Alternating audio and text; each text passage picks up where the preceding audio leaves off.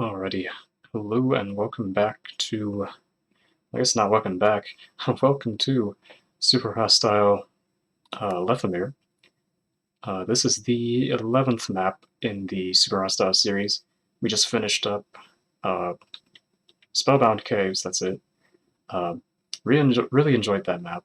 After thinking about it a bit more, I think that I'd actually rate that one higher than Kaizo Caverns, so I think that's my favorite in the series so far. Um, Not by much, though. I still really liked Kaizo. Um, but yeah, Lethamyr. Um, we're going to be playing this in 1.2.5, same as basically all the others in the series, except Sunburn Islands was in 1.5.2. You can play these maps in like newer versions than this, like up through 1.7, I think works just fine. But I'm still playing them in the version that the website recommends, with a couple mods. Still using Optifine, still using better sprinting because, goodness, without a control, control key or sprint key, it's just double tapping W is just so much, such an impediment for combat. I'm not sure what this easy mode thing was. I looked in the files, actually.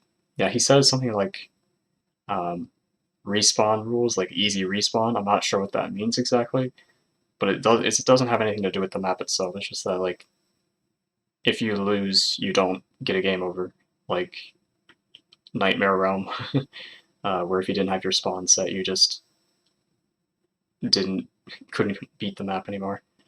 I guess that's what it means. It's also version 3.0 of the map, so like literally every single map we've played so far in the series, this one was also updated. I'm not sure if there's any in the series that haven't been updated, but yeah, okay, well, let's see what's in store for us.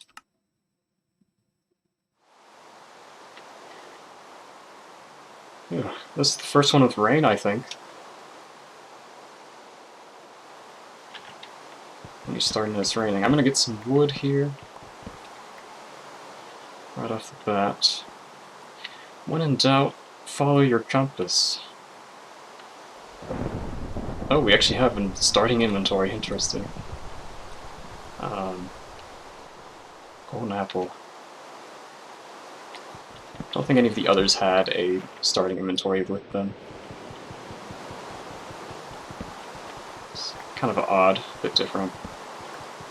So yeah, this map, I read a little bit about it on the wiki, not terribly much, but it is the first one of Vechs's maps to be in a Continental style. Not quite sure exactly what that means, but I guess we'll find out. This looks like standard Minecraft terrain. Very odd.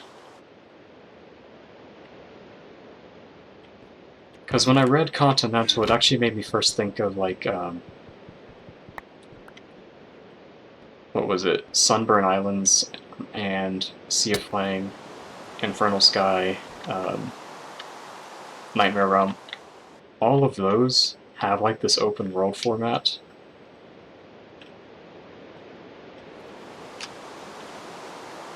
But I guess it's not quite like this. This is, like, open world, open world.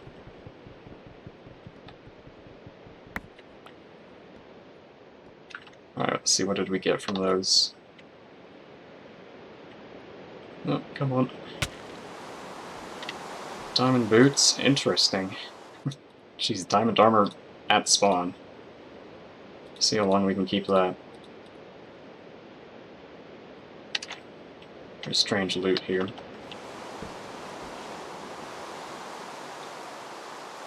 "16 arrows. So it's smite 5. Goodness gracious. That's crazy.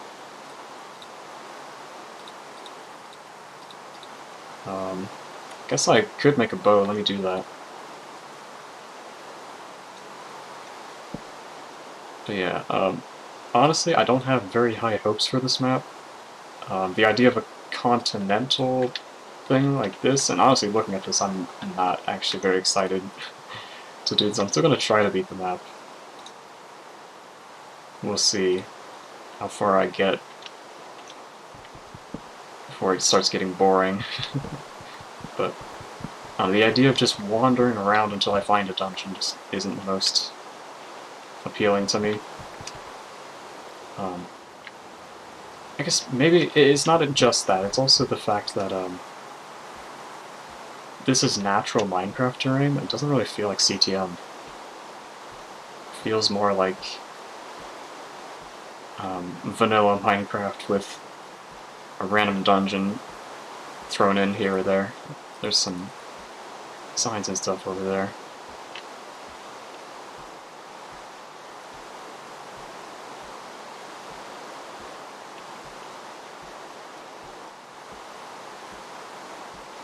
Okay, welcome to Super Hostile number 11, Lethamyr by Vechs.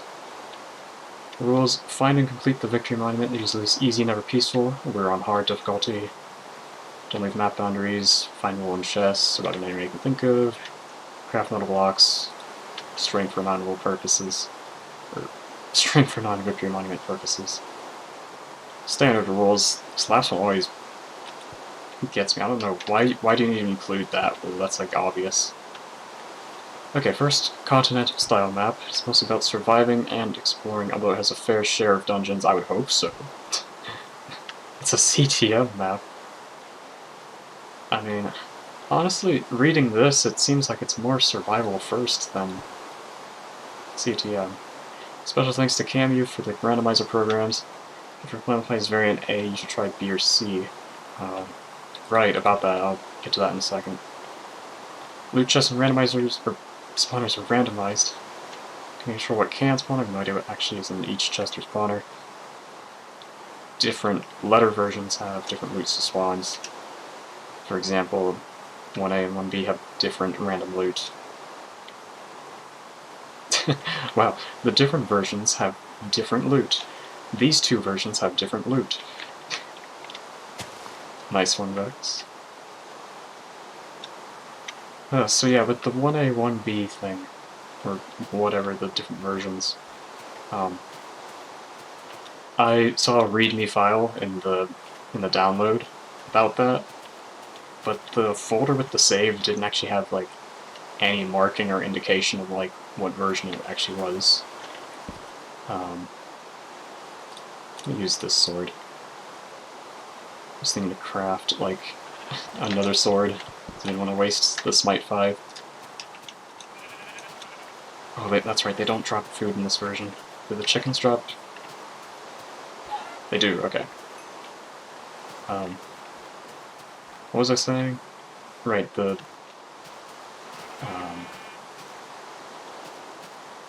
different versions. There weren't any separate versions in the download file, so I don't know if they were like removed at some point, or if he only updated one of them, called it a day, and then forgot to update that thing.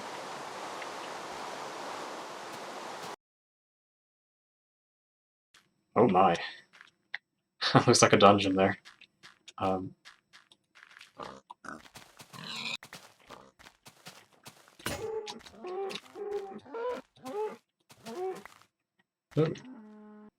Did that drop regular raw beef?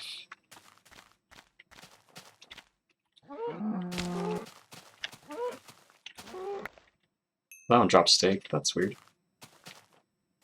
Maybe it was like at half health or something and then didn't work because I didn't hit it for the first time with it, maybe?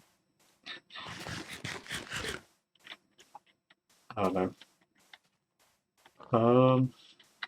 Wonder if I have the materials necessary to take that thing on. I feel like there could be a lot of spawners up that thing.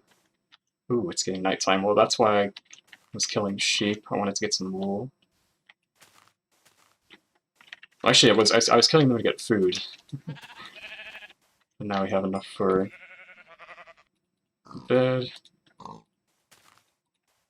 Definitely don't want to get caught out in the dark here.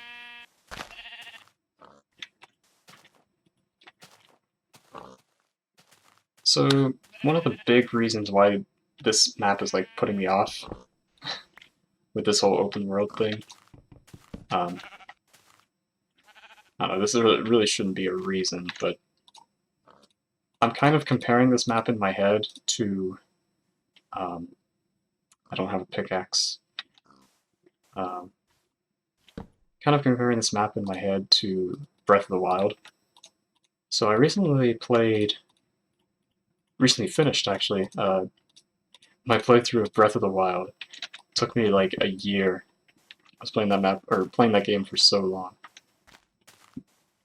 But yeah, I did it, and honestly, I know people love the game, but I think it's overrated, like, a lot. Yeah, the wool's way up there. To be expected. Like, I think it's way overrated.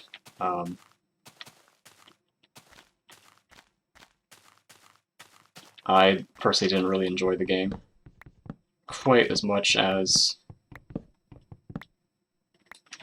other games. So one thing I would do, like, I don't know, people like always complain to me about this, but like I compare the map to other Zelda games, and people tell me like, oh no, you shouldn't do that. Because it's not supposed to be like other Zelda games, you know, it's like its own thing. It's supposed to be like this open world thing that doesn't quite follow other Zelda formats like, you know, Ocarina of Time, Twilight Princess, Skyward Sword, especially is the one that I was comparing it to, Skyward Sword. But yeah, with Skyward Sword, I would compare two things: the music and the dungeons. So like Skyward Sword's music was something I really enjoyed about the game. Like every dungeon has like such a good soundtrack to it. I wonder if it's all dirt. Nope, no, there is stone. Okay, is it regular stone? It is. Wow, I'm surprised, actually. Well, not really. I guess it is like a survival map first. Getting really big survival map vibes from this. Although it's really no different than vanilla. Like, if you're gonna make a survival style map, Sea of Flame and Infernal Sky are much better than this because they have like custom terrain, which makes it much more unique and engaging than normal survival Minecraft. But yeah, Skyward Sword. The dungeons also were very enjoyable in that game. And Breath of the Wild, like, the closest it really got to that was with the Divine Beast trials. Like, those were like the most, like, the closest you got to a dungeon.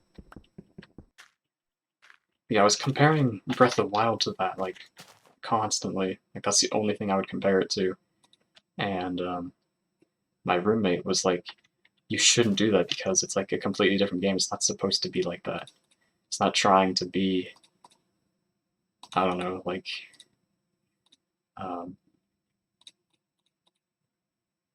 that style of game. You shouldn't compare it to that because it's not that. You know, that's not what it is. And it's definitely an interesting topic. You know, how critical should you be of something when you compare it to something else that's like in the same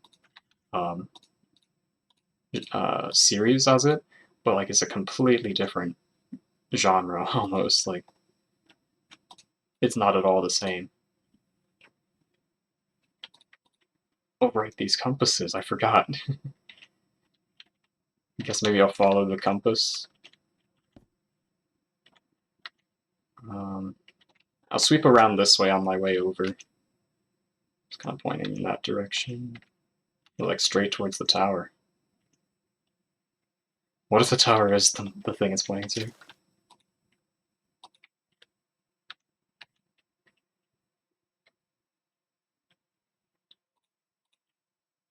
But yeah, I don't know if it's fair to compare it to Skyward Sword or not. Well, it's not even just the dungeons and the music too. There were like other things with it that I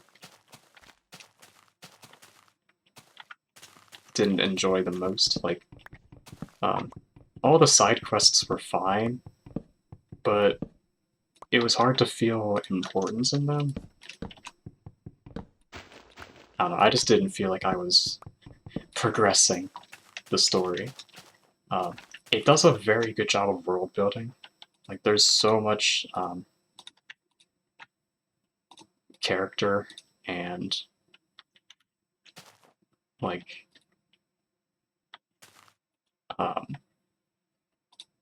I don't know what the word is, but, like, especially in Gerudo Town, I felt it the most. In Gerudo Town especially, the vibe was just all there. So it does a good job with that, but I'd just rather play a game like Skyward Sword with proper, a guided path. And people really harp on, is that a word that I can use? Is that a verb that I think it is? People really, I don't know, get on its case for, like, holding your hand, quote unquote, or being too linear of a game. But honestly, I really enjoy those things. Not enjoy particularly, but I don't find an issue with that in the game. In fact, I think that's kind of important, you know? So in other maps with like proper areas, Nightmare Realm I'm going to use as an example. At the very beginning of the map, you see all these different areas. You see the Oblivion Spires, was it? The area with the bedrock spikes, the area with the snow, the area with the forest. You see all those areas, and you know instantly that that's like an important place. I'm here, and I look at like that like speck of grass over there, or like that tree over there, or whatever, and I have no idea what's important. I mean, obviously, the tower, but I can like walk around forever, and like it's these things that I'm looking for. And honestly, okay, if this map, if all of these dungeons aren't as obvious as this, I'm gonna have like huge issues with it. Really hoping they're this obvious. I'm looking things up. If they're not, oh, I need a pickaxe. But yeah, I know I shouldn't like.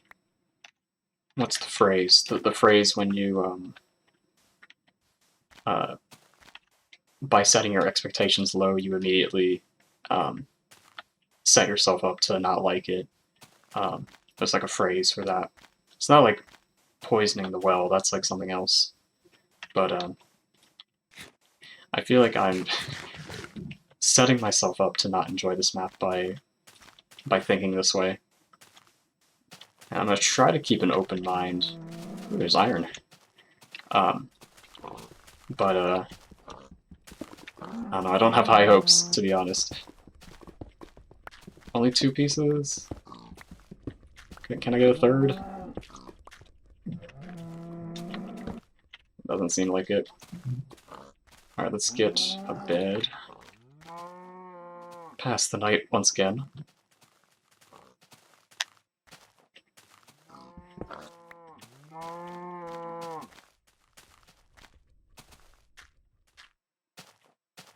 But yeah, I'll be honest, my hopes are not very high. Goodness, this keeps going forever this way.